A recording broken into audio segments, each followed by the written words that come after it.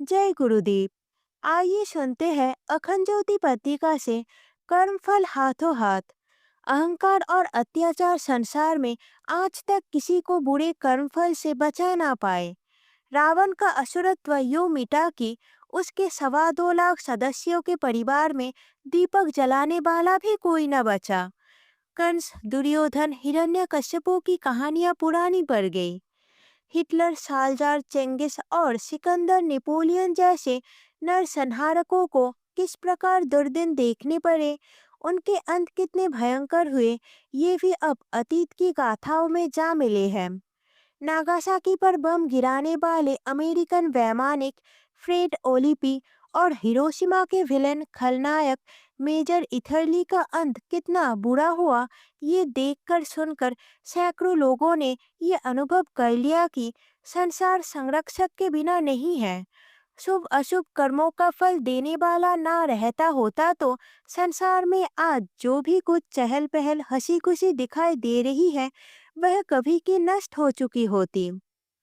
इन पंक्तियों में लिखी जा रही कहानी एक ऐसे खलनायक की है जिसने अपने दुष्कर्मों का बुरा अंत अभी अभी कुछ दिन पहले ही भोगा है। जलियांवाला हत्याकांड की जब तक याद रहेगी, तब तक जनरल डायर का डरावना चेहरा भारतीय प्रजा के मस्तिष्क से न उतरेगा। पर बहुत कम लोग जानते होंगे कि डायर को भी अपने करनी का फल वैसे ही मिला जैसे सहस्त्रबाहु, खरदूषण, वृत्यासुर आदि को। पंजाब में जन्मे, वही के अन्न और जल से पोषण पाकर अमृतसर के स्वर्ण मंदिर में सिख धर्म में दीक्षित होकर भी जनरल डायर ने हजारों आत्माओं को निर्दोष पिसवा दिया था। उसे कौन नहीं जानता।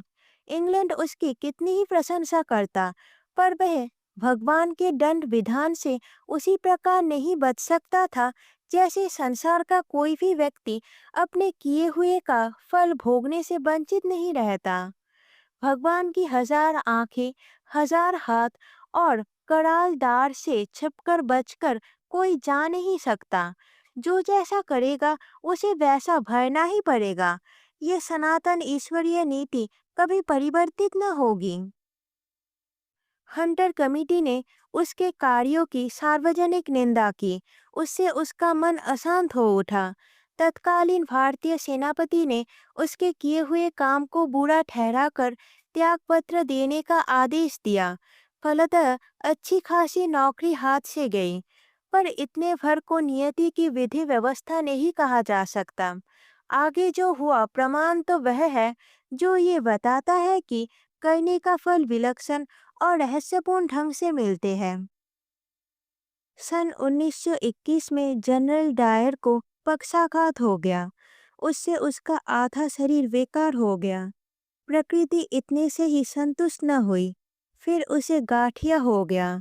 उसके मित्र उसका साथ छोड़ गए। उसके संरक्षक माइकल ओडायर की हत्या कर दी गई। उसे तो चलना फिरना तक दुभर हो गया। ऐसी ही स्थिति में एक दिन उसके दिमाग की नस फट गई और लाख कोशिश के बावजूद वे ठीक नहीं हुए।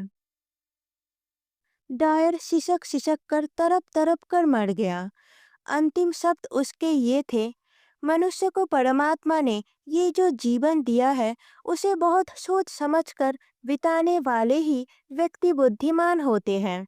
पर जो अपने को मुझ जैसा चतुर और अहंकारी मानते हैं, जो कुछ भी करते न डरते हैं न लज्जाते हैं, उनका क्या अंत हो सकता है, ये किसी को जानना हो तो इन प्रस्तुत क्षणों में मुझसे जान ले। अखंड ज्योति, अक्टूबर 1970, पृष्ठ 23। जय गुरुदेव।